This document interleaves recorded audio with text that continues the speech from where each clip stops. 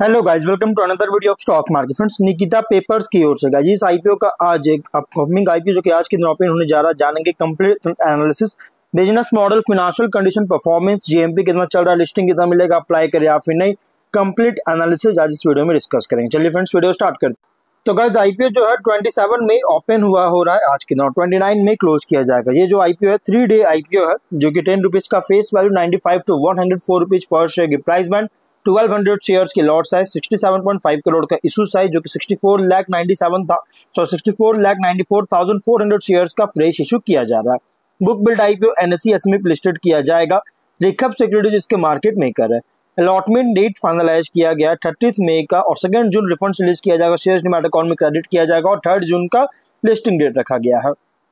Retail only 1 lot apply कर सकते हैं, 1200 शेयर्स मिलेंगे। एचएनआई मिनिमम 2 लॉट अप्लाई कर सकते हैं, 2400 शेयर्स मिलेंगे। क्यूआईबी 50% ऑफर दिया गया, एचएनआई 15%, रिटेल 35% ऑफर दी गई है। और प्रोमोटर की बात करें तो mister Ashok Kumar Bansal, mister Sudhir Kumar Bansal, mister Ayush Kumar Bansal, mister Abhinav Bansal, mister Anuj Bansal, Ashok Kumar Bansal and sons HUF, Narendra Chand Bansal and sons HUF, Sudhir Kumar Bansal and sons HUF, Ayush Bansal and sons HUF, Abhinav Bansals and sons HUF, Anuj Bansals and sons HUF इसके प्रोमोटर है, जो कि प्री इशू होल्डिंग 80.4% का, पोस्ट इशू 59.2% का, जो कि यहाँ पे देखने को मिल रहा है।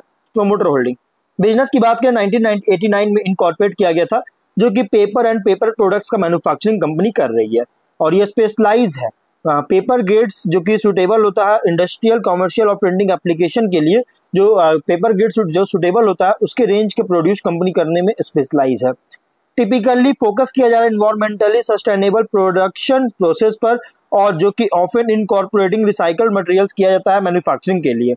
इनकॉर्पोरेटिंग किया जाता है रिसाइकल्ड मटेरियल्स का, जो कि मैन्युफैक्चरिंग के लिए में किया जाता है। और स्ट्रॉन्ग डिस्ट्रीब्यूशन नेटवर्क है कंपनी का, जिसके कारण कंपनी जो है डोमेस्टिक ही नहीं बल्कि इंटरनेशनल मार्केट में भी सर्व कर रही है, जिससे क्वालिटी और कंसिस्टेंसी मेंटेन कर रही है कंपनी। और साइज और ऑपरेशंस के डिपेंड पर, जो साइज एंड ऑप्शंस के बेस पर कंपनी जो है ये इन्वॉल्व है अलग अलग वर्टिकल्स में, जैसे पैकेजिंग, टिश्यू पेपर और स्पेशली पेपर प्रोडक्ट्स में। प्रोडक्ट्स की बात करें तो कंपनी क्राफ्ट पेपर जो है सो ऑफर करता है, जो कि एक ड्यूरेबल और ब्रेदेबल पैकेजिंग सॉल्यूशन होता है, और ये रेंजिंग होता है 70 टू 200 जीएसएम तक, और आइडियल होता है रैपिंग, बैग्स, कुशनिंग और अलग अलग eco friendly and creative application में यूज होती है। और 9 मई के अकॉर्डिंग 208 एम्प्लॉइज का टीम था। स्ट्रेंथ की बात करें तो एक्सपीरियंस प्रोमोटर्स, और एक्सपेंशन कर रही है फ्लोटिंग मीडिया में, और मार्केट पोटेंशियल, इनोवेटिव इक्विपमेंट और स्ट्रेटेजिक लोकेशन में प्रोवाइड कर रही है। देखिए कंपनी जो है ना, यहाँ पे अगर बात करें तो ये ब्राउन पैकेजिंग पेपर्स का ये one of the most preferred supplier emerge हो चुका है, बन चुका है गाइस। और अगर हम बात करें क्राफ्ट में और पैकेजिंग पेपर में, जो कि बनाया जाता है कॉस्ट और ड्यूरेबिलिटी से जो बनाया जाता है, इफेक्टिव मतलब कि रीयूजेबल और वेस्ट पेपर से जो बनाया जाता है, इसमें एक निश प्लेस भी कंपनी क्रिएट कर चुका है। और अगर हम बात करें फिनेंशियल का, तो कंपनी का जो फिनेंशियल है अगर देखा जाए तो 22 में एसेट्स था 235.3 करोड़ का, और लगातार इंक्रीज करके भी देखिए 340 करोड़ का एसेट्स है। नेटवर्थ 46 करोड़ का, और अभी देखिए 93 करोड़ का एसेट्स 9 मंथ्स में लगातार इंक्रीज कर रही है। नेट रिजर्व्स भी देखिए लगातार इंक्रीज करके अभी रिसेंट है 74.9 करोड़ का। हाँ, डेट कंपनी पर थोड़ा ज्यादा है, 206.7 करोड़ का कंपनी पर डेट है। डेट देखिए ज्यादा है, अमाउंट अगर देखिए तो ज्यादा है, लेकिन अगर डेट इक्विटी रेशियो की बात करें तो 0.45 टाइम का है, जो कि गाइज देख सकते हैं डेट थोड़ा है कंपनी पर। और अगर हम बात करें रेवेन्यू प्रॉफिट का, 358.5 करोड़ का रेवेन्यू, 6.9 करोड़ का प्रॉफिट। 23 में 401.3 करोड़ का रेवेन्यू, 8.6 करोड़ का प्रॉफिट। 24 में 346.8 करोड़ का रेवेन्यू, 16.6 करोड़ का प्रॉफिट है। 9 मंथ्स में 272.4 करोड़ का रेवेन्यू और 15.7 करोड़ का प्रॉफिट है। फिनेंशियल अगर देखा जाए तो टॉप लाइन हो या बॉटम लाइन कंसिस्टेंट इंक्रीज करिए। हाँ, टॉप लाइन जो है 24 में सफर करता हुआ नजर आया, यहाँ पे मतलब कि थोड़ा सा सफर किया, उतना अच्छा परफॉर्म नहीं कर पाया 24 में, क्योंकि कंपनी कैपेसिटी वगैरह एक्सपैंड कर रही थी, इसके कारण कंपनी का रेवेन्यू का कोई खास ग्रोथ नहीं कर पाया है। और अगर हम बात करें कंपनी का बॉटम लाइन, तो बॉटम लाइन सरप्राइजिंग बूस्ट देखने को मिल रही है।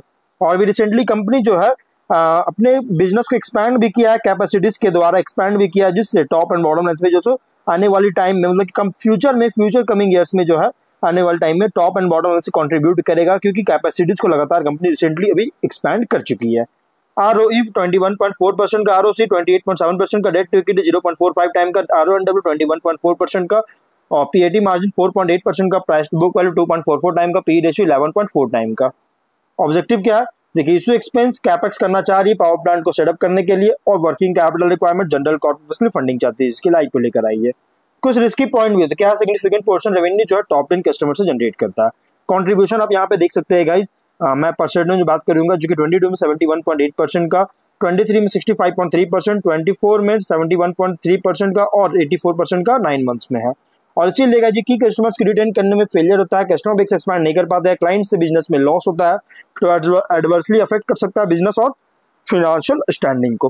प्लस निगेटिव कैश फ्लो भी कंपनी रिकॉर्ड कर चुका है ऑपरेटिंग एक्टिविटीज से, जो कि आप यहाँ देख सकते हैं गाइस कहाँ कहाँ कितने किए गए हैं। इसके अलावा negative cash flow investing activity से भी जनरेट कर चुका है। कैश फ्लो मतलब कि निगेटिव कैश फ्लो जो फाइनेंसिंग एक्टिविटीज, मतलब कि और देखिए तीन कैश फ्लो होता है, तीन कैश फ्लो होता है गाइस। एक होता है निगेटिव एक्टिविटीज, सॉरी अगर हम बात करेंगे तो यहाँ पे ऑपरेटिंग एक्टिविटीज, इन्वेस्टिंग एक्टिविटीज और फाइनेंसिंग एक्टिविटीज, जो कि तीनों में होता है। कैसे तीनों? तो तीनों में इसमें जो निगेटिव देखने को मिला है। और इसीलिए अगर इसी तरह से लगातार इनफ्लोज को एक्सिड करके आउटफ्लो कंटिन्यू होता है तो लिक्विडिटी चैलेंजेस फ्यूचर में फेस कर सकती है। Plus decline inventory turnover ratio जो है 5.8% का, जो कि डिक्लाइन देखने को मिल चुका है कंपनी में। 29 देखिए 22 में 10.3% था, 23 में 9.6%, 24 में 9.1% का, 9 मंथ्स में 5.8%। लगातार डिक्लाइन होता हुआ नजर आया इन्वेंट्री टर्नओवर रेशियो में, और इसीलिए इंडिकेट कर रहा है कि कंपनी जो है इन्वेंट्री को और भी स्लोली सेल कर रही है। इसका जो सेल हो रहा है इन्वेंट्री को बहुत ज्यादा स्लोली सेल कर रहा है, जिसके कारण इन्वेंट्री कॉस्ट राइज हो रहा है, जिससे प्रॉफिट मार्जिन में रिड्यूस हो सकता है, कर रही है, और इसी कारण से गाइस कैश फ्लो जो है इम्पैक्ट कर रहा है, निगेटिव इम्पैक्ट कर रहा है। अब निगेटिव इम्पैक्ट करने का रीजन क्या है कैश फ्लो? तो गाइस इन्वेंट्री टर्नओवर जो है बहुत लगातार गिरावट आ रही है। यहाँ पे अगर हम बात करें टोटल कंपनी के इंस्टॉल्ड प्रोडक्शन कैपेसिटी भी जो है यूटिलाइज किया जा रहा है 100% से ओनली 73%, 83%, 90% और 62% कंट्रीब्यूशन, जो कि इंस्टॉल्ड जो कैपेसिटी को जो है किया जा रहा है, यूटिलाइज किया जा रहा है। और इसलिए गाइस अगर कंपनी आने वाले टाइम में ऑन टाइम कैपेसिटी इनहेंस करने में अनेबल होता है, तो इसके वजह से गाइस पेपर मार्केट में अपॉर्चुनिटीज जो डिमांड है, जो भी डिमांड अपॉर्चुनिटीज का जिस तरह से डिमांड इमर्ज कर रहा है उसको मिस करती है कंपनी, अगर ये अपने कैपेसिटी को, प्रोडक्शन कैपेसिटी को पूरी तरह से यूटिलाइज नहीं कर पाती है तो। प्लस सिग्निफिकेंट पोर्शन जो है कंपनी का रेवेन्यू दिल्ली उत्तर प्रदेश से जनरेट करता है। दोनों का कंट्रीब्यूशन अगर देखिएगा तो 74%, 81%, 91.4% का और 94.3% कंट्रीब्यूशन था। और इसलिए हेवी रीजनल डिपेंडेंसी इंक्रीज कर रहा है कंपनी का एक्सपोजर को लेकर, जो कि लिक्वल इकोनॉमिक डाउनटर्न देखने को अगर मिलता है तो, या फिर चेंजेस होता है या लॉजिस्टिक्स डिसरप्शन अगर होता है इस मार्केट में, दोनों स्टेट में किसी में भी। सिग्निफिकेंट पोर्शन जो है रॉ मटेरियल जो परचेज करता है टॉप 10 कस्टमर सप्लायर से, जो कि आप यहाँ देख सकते हैं परसेंटेज कंट्रीब्यूशन का।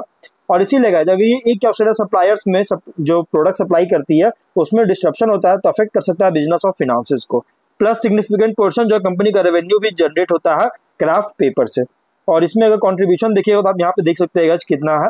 और इसीलिए अगर इसी तरह से लगातार डिमांड रेगुलेटरी चेंज या फिर सप्लाई डिस्ट्रप्शन होता है या डिक्लाइन आता है उसकी वजह से प्रोडक्ट को लेकर, तो गाइस सेवरली इम्पैक्ट कर सकता है रेवेन्यू प्रॉफिट को। Plus outstanding financial indebtedness 158.8 crore का, अगर इसको रीपे नहीं कर पाता तो ऑपरेशन और फाइनेंशियल पोजीशन को भी हार्म कर सकता है। ये कुछ रिस्की पॉइंट भी है। अब इसके अलावा जीएमपी की बात करें, फिलहाल कंपनी का जीएमपी तो ट्रेड नहीं कर रहा, लेकिन चांसेस भी कंपनी का जीएमपी अच्छी खासी ट्रेड कर सकते हैं, क्योंकि प्राइस बैंड बहुत ज्यादा हेवी प्राइस नहीं है, क्योंकि इसका बिजनेस के अकॉर्डिंग एक्सपेंशन जिस तरह कर रही है उसके अकॉर्डिंग प्राइस बैंड है, फुल्ली प्राइस रखी गई है, एग्रेसिव प्राइस नहीं है, इसलिए चांस है कि जीएमपी इसका अपडेट कर सकेंगे। फिलहाल जीएमपी इसका अपडेट नहीं किया रिसेंटली, अभी करंटली जीएमपी इस पर अपडेट नहीं किया। तो अगर आप इसमें अप्लाई करने का सोच रहे गाइस तो आप कंसीडर कर सकते हैं मीडियम टू लॉन्ग टर्म के लिए, आप इसमें ले सकते हैं रिस्क गाइस, क्योंकि कंपनी अच्छी है, फंडामेंटली स्ट्रॉन्ग कंपनी है, तो आप इसमें कंसीडर कर सकते हैं। हाँ, लेकिन फिनेंशियल थोड़ा सा सफर करता हुआ नजर आया था 24 में, जो कि यहाँ पे आप देख सकते, मैंने आपको ऑलरेडी बताया फिनेंशियल में देख सकते हैं रेवेन्यू में थोड़ा सफर किया, लेकिन बॉर्डर लाइन कंपनी ने बहुत स्ट्रॉन्ग जंप किया। तो गाइस वीडियो को यहीं पर, जो कि फाइनल डिसीजन लीजिएगा अपने रिस्क पर लीजिएगा, कोई रिकमेंडेशन वीडियो नहीं है। तो मिलते हैं नेक्स्ट वीडियो में, टिल देन बाय बाय।